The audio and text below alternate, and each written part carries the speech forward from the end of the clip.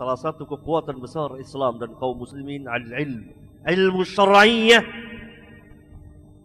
Wajib bagi setiap muslim memiliki ilmu syar'iyyah sesuai dengan apa yang Allah telah tentukan, tetapkan kepada mereka. Kewajiban mengetahui tentang akidah, kewajiban mengetahui tentang iman, kewajiban mengetahui tentang at-tauhid, dan yang menjadi lawan bagi tauhid yaitu asyirik, agar mereka tidak terjerumus kepada kesyirikan. Kewajiban mengetahui apa yang Allah telah wajibkan, fardukan kepada mereka, dan yang menjadi lawannya yaitu kewajiban mengetahui apa yang Allah haramkan kepada mereka, dan seterusnya. Ilmu yang fardu ain, selebihnya adalah ilmu yang fardu kifayah. Ilmu yang fardu ain pertama tentang al-aqidah, mengetahui tentang al-iman, tentang tauhid. Tanpa ilmu kita tidak mengetahui apa yang dimaksud la ilaha illallah. Karena itu Allah Subhanahu wa taala angkat wa ulul ilmi qa'iman bil qist. Dan yang menyaksikan la ilaha illallah orang-orang yang berilmu. Dalam ayat yang lain Allah Subhanahu wa taala berfirman, fa'lam annahu la ilaha illallah, fa'lam, ketahuilah. Allah Subhanahu wa taala memulai dengan ilmu. Fa'lam, ilmu terlebih dahulu. Berdasarkan ayat yang mulia ini, para ulama membuat kaidah bersama ayat-ayat yang lain dan hadis-hadis Rasulullah SAW. Al-ilmu qabla al-qaul wal amal.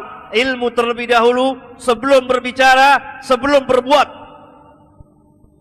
Kerusakan yang terjadi di antara kita, di tengah-tengah kita, karena kita tidak berilmu. Kita beramal tanpa ilmu, dan kita tidak mengenal al-Islam. Kita tidak berpayah-payah dalam menuntut ilmu.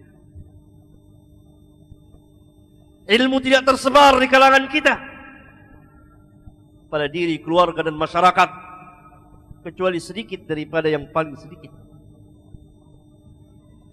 Akibatnya apa? Memungkinkan kebodohan akan merata di tengah-tengah kita. Kebodohan terhadap din, terhadap agama Allah. Ada ilmu syar'i yang akan memberikan kebahagiaan kepada kita dunia dan akhirat. Bahkan Allah Subhanahu wa taala lapangkan jalan menuju jannah, surga bagi orang-orang yang menuntut ilmu. Man salaka tariqan yaltamisu fihi ilman sahalallahu lahu tariqan ilal jannah. Sebuah hadis sahih yang dikeluarkan oleh Imam Muslim. Barang siapa yang menuju satu tempat, satu jalan, dia berjalan, berusaha untuk menuntut ilmu, sahalallahu lahu tariqan ilal jannah. Allah mudahkan jalan baginya menuju surga. Sahalallahu lahu tariqan ilal jannah. Allah akan lapangkan, mudahkan jalan baginya menuju surga. Karena apa? Rahmat Allah luas kepada para penuntut ilmu. Bahkan para malaikat mengembangkan sayap mereka, redha kepada para penuntut ilmu itu. Para ulama menafsirkan bahwa mereka berdoa kepada Allah mengembangkan sayap mereka itu. Kalau kita berdoa kepada Allah dengan tangan-tangan, kedua telapak tangan kita, para malaikat mengembangkan sayapnya, menaungi para penuntut ilmu itu. Karena apa? Karena redha terhadap apa yang ia tuntut, apa yang ia cari, apa yang ia sedang usahakan. Turun rahmat Allah, turun sakinah, dan diliputi oleh rahmat, dikelilingi oleh malaikat orang-orang yang duduk di majlis dalam menuntut ilmu.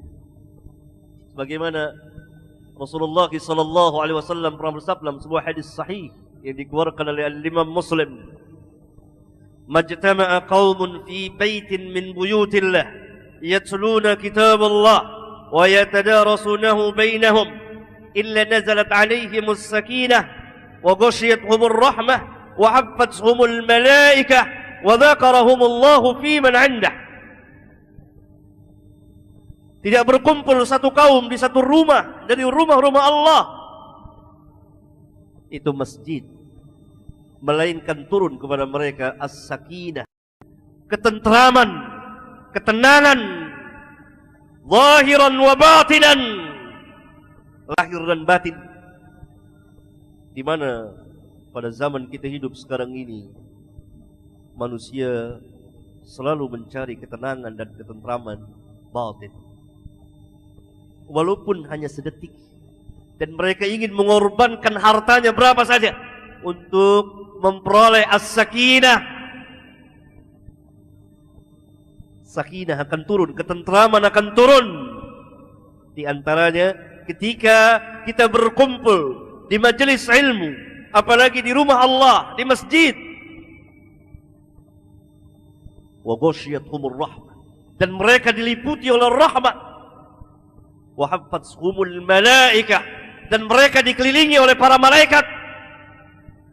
Wa dzakarallahu fi man 'indah, dan Allah sebut mereka di hadapan makhluk yang ada di hadapannya, di sisi makhluk yang ada di hadapannya.